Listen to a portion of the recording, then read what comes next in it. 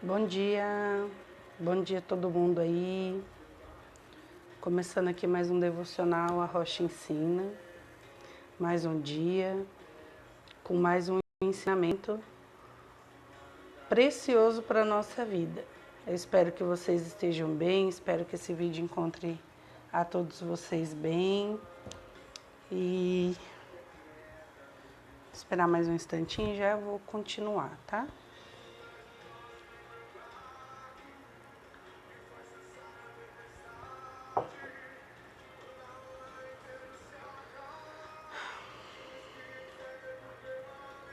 Hoje eu vou falar sobre estar seguro. A Rocha hoje vai nos ensinar um lugar seguro. E eu espero em Deus que você consiga se encontrar nessa palavra, que você consiga aprender, que você consiga ser tão ministrado quando eu fui fazendo esse estudo, né? Deus tem falado bastante comigo e eu louvo a Deus, eu agradeço a Deus porque Ele tem se mostrado grandioso na minha vida, falando comigo em cada dia, em cada momento que eu paro para preparar a palavra dele para trazer para vocês, para ver com Deus o que Ele quer falar para vocês, tá bom? Hoje a Rocha Ensina, vamos falar sobre o lugar seguro. E eu quero começar fazendo uma referência sobre um lugar mesmo, um lugar que ele existiu e alguns ainda dizem que existe, que foi o Monte Horebe, ou também conhecido como Monte Sinai na Bíblia. Ele foi onde Deus manifestou a sua glória, né? Foi o lugar escolhido por Deus para ele manifestar a sua glória para Moisés e depois para Elias. E hoje é esse paralelo que eu quero fazer com vocês, porque estudando eu achei muito interessante isso. Para começar e para ter o nosso versículo de base, eu quero ler com vocês no livro de Êxodos, no capítulo 33, o versículo 17 até o 23, tá bom? Eu vou pegar aqui minha Bíblia para ler para vocês. Disse o Senhor a Moisés: farei também isto que disseste, porque achaste graça aos meus olhos, eu te conheço pelo teu nome. Então ele disse: rogo-te que me mostre a sua glória. É Moisés falando com Deus. E Deus respondeu: farei passar toda a minha bondade diante de ti e te proclamarei o nome do Senhor. Terei misericórdia de quem eu tiver misericórdia e me compadecerei de quem eu me compadecer. E acrescentou: não me poderás ver a face, porquanto homem nenhum verá a minha face e viverá. Disse mais o Senhor: eis aqui um lugar junto a mim, e tu estarás sobre a penha. Quando eu passar a minha glória, eu te porei numa fenda da penha, e com a minha mão te cobrirei até que eu tenha passado. Pois, em tirando eu a mão, tu me verás pelas costas, mas a minha face não se verá. Gente, eu vou pedir para vocês só um minutinho, tá?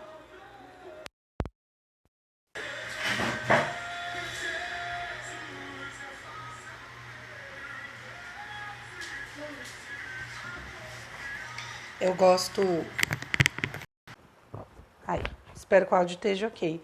Eu gosto muito de ter um louvorzinho aqui de fundo, mas acho que hoje eu deixei o volume um pouquinho alto.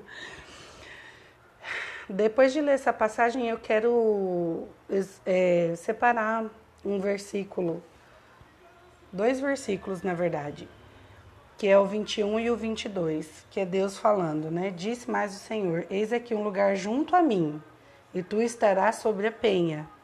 E no versículo 22 está escrito: quando passar a minha glória, eu te porei numa fenda da penha, e com a mão te cobrirei até que eu tenha passado. Existem muitas versões da Bíblia hoje em dia, muitas traduções, mas em todas elas você vai encontrar que penha, nesse caso, é a rocha.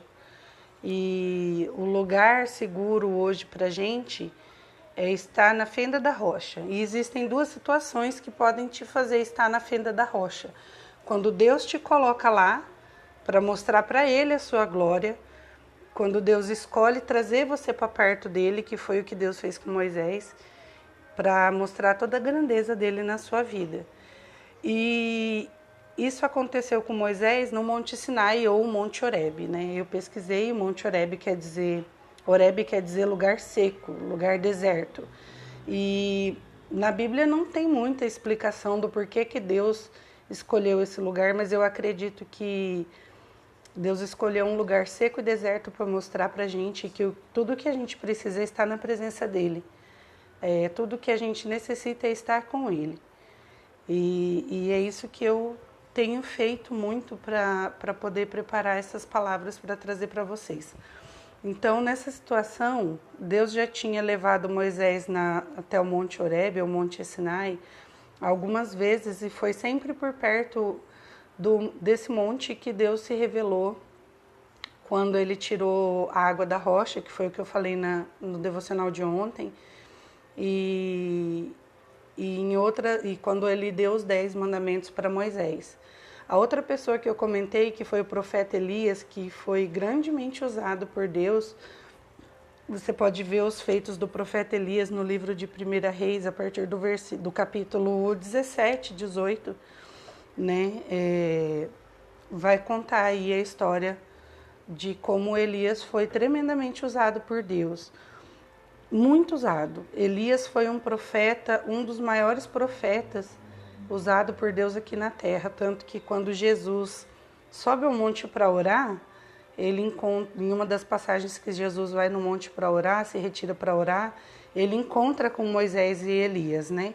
Mas essa é uma outra história, fica para outro dia, uma história muito interessante.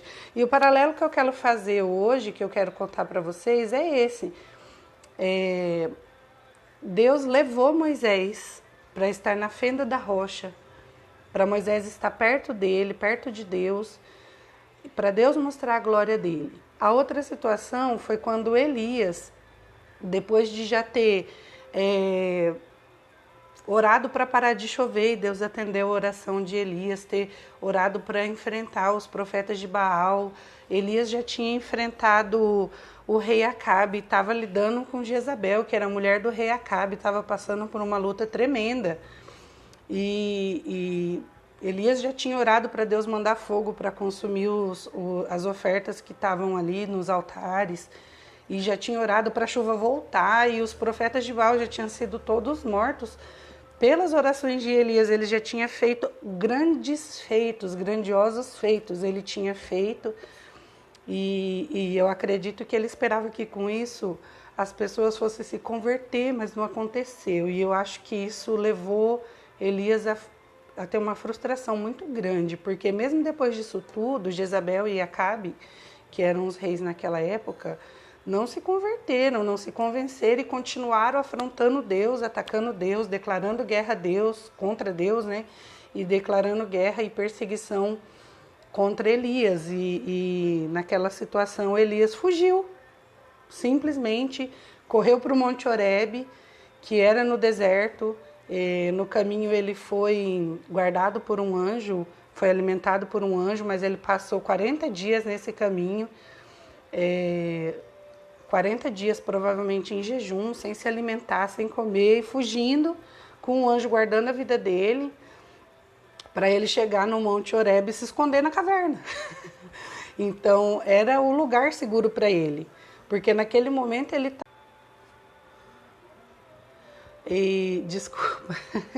naquele momento ele estava fragilizado, ele estava se sentindo inseguro e ele correu para o Monte Horebe, para o monte de Deus, para o monte escolhido por Deus para falar com as pessoas, para falar com Moisés, no caso, né? E ali, mesmo ele estando ali naquele monte, escondido, com medo, fragilizado, ele ainda orava e ele falava que ele reconhecia a grandeza de Deus na vida dele, né? E Deus falou assim, não, então você vem aqui para a porta da caverna, que eu vou falar com você. E fez Deus passar uma ventania, fez Deus passar um terremoto, fez Deus passar um fogo, mas a presença de Deus não estava nem no vento, nem no terremoto, nem no fogo. E Elias orando e Deus se revelando para ele. Deus restaurou Elias naquele momento, para que Elias pudesse cumprir o ministério dele, pudesse cumprir o propósito dele. E depois disso Elias foi, ungiu um rei para a Síria, ungiu outro rei para Israel e foi encontrar e conhecer Eliseu, que foi o substituto de Elias. E Elias, de forma nenhuma, deixou de ser honrado por Deus. Ele foi levado para o céu, né? E ele pôde cumprir o ministério dele acreditando em Deus e sendo honrado por Deus. E hoje a minha oração para você é que, para você que muitas vezes já se sentiu fragilizado, cansado, com medo, querendo se esconder em algum lugar, procurando uma rocha para você se esconder, procurando um lugar para você se enfiar, porque você está cansado, você está com medo. Isso é uma coisa que acontece na vida de qualquer pessoa, mas o importante é manter o foco. Mesmo que você for se esconder, o melhor lugar para você se esconder é perto de Deus, é buscando a Deus. Quer se esconder, mas não se esconde da presença de Deus. A gente precisa buscar em tudo, manter o foco. Então, o lugar seguro é a presença de Deus, é na fenda da rocha. A gente pode sim se esconder na fenda da rocha, desde que a fenda da rocha seja próxima de Deus.